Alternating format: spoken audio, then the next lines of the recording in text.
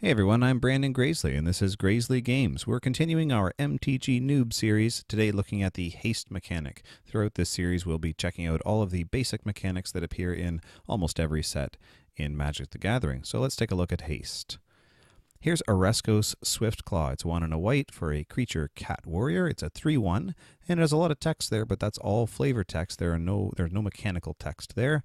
And although this is called a Swiftclaw, as with all creatures, it has summoning sickness. When you play this out onto the battlefield, you have to wait until your next turn before you can kind of do anything with it.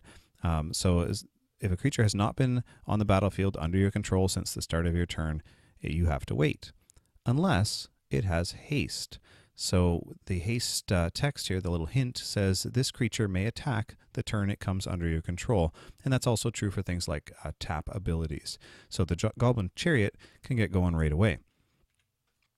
Here's Flurry of Horns. It's a sorcery. Put 2/2/3 red Minotaur creatures tokens with haste onto the battlefield. So you pay your 5 mana and you've got 2 more pretty big creatures ready to go right away.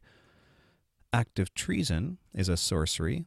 Gain control of target creature until end of turn. Untap that creature. It gains haste until end of turn. So without that last bit of haste there, you would be gaining control of a creature only until the end of your turn, and you wouldn't actually be able to do anything with it. So gaining haste lets us use it right away. It's essential to make this card work. Here's Rakdos Guild Mage. This one's a bit more complex, but let's look at this second activated ability, 3 and a red.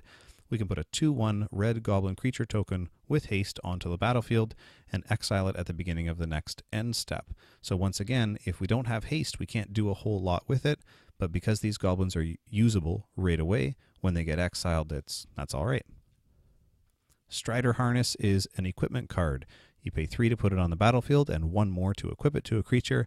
That creature gets +1/+1 and has haste. So the +1/+1 is always helpful, and the haste is helpful if it's a new creature. Of course, it's going to cost you 4 in total to put this out onto a creature. If you can get Strider Harness out the turn before you put the creature on the battlefield, then you only have to pay sort of 1 extra to give that creature haste.